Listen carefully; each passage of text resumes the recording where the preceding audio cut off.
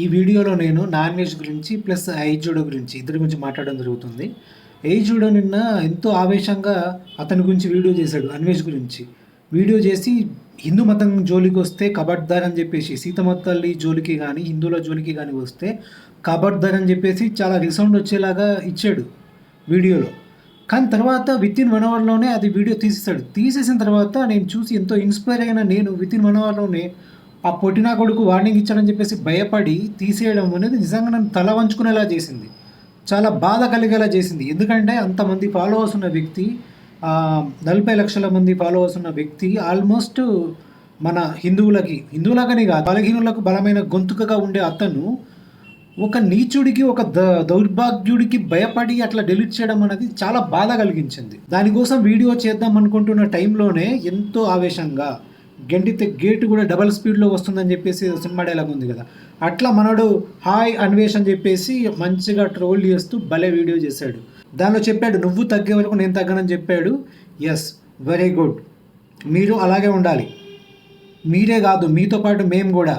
మీతో పోల్చుకుంటే మేము చిన్న యూట్యూబర్స్ అయ్యి ఉండొచ్చు, కానీ ఉద్దేశం పరంగా మాత్రం మీకు ఏమాత్రం కూడా తీసిపోము.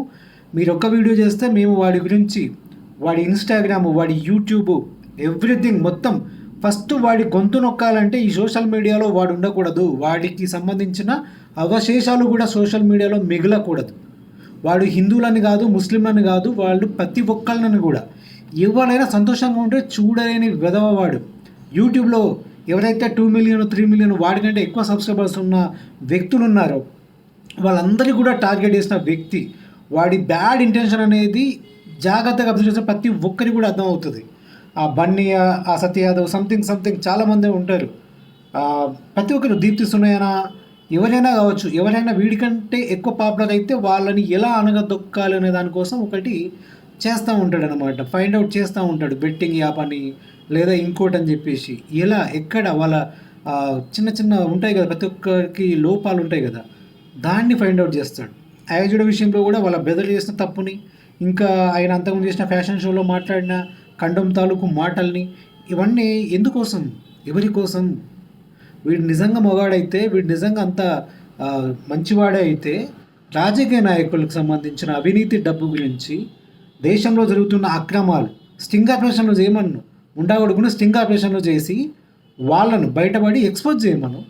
ఎక్స్పోజ్ చేస్తే ఇంకా పెద్ద ఎక్స్పోజర్ వస్తుంది కదా ప్రపంచానికి, మన దేశానికి కూడా చాలా మంచిది కదా. సోషల్ మీడియా ఇన్ఫ్లుయెన్సర్స్ పైన పడి వాళ్ళను టార్గెట్ చేస్తూ వ్యూస్ సంపాదించుకొని దాన్ని అడ్డుపెట్టుకొని, ఆ ఫాలోవర్స్ని అడ్డుపెట్టుకొని నేను ఏం మాట్లాడినా ఇదే కరెక్ట్ అని చెప్పేసి చివరికి ఇలాంటి పామును పెంచి పోషిస్తే వాడు ఏ స్థాయికి వచ్చాడు?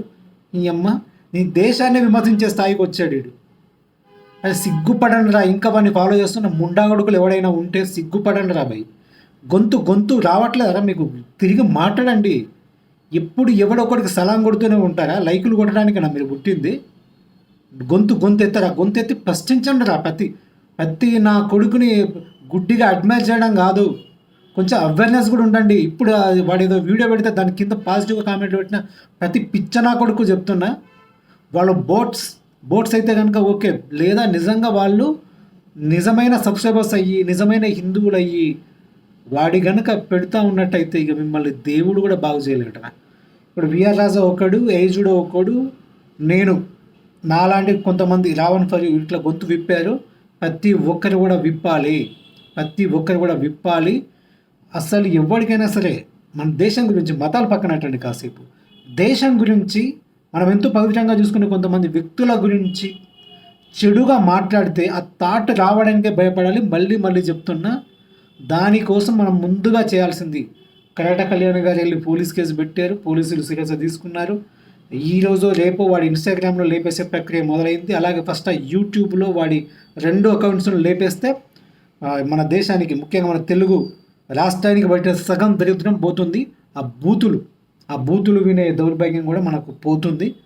దయచేసి అందరూ గొంతు విప్పండి.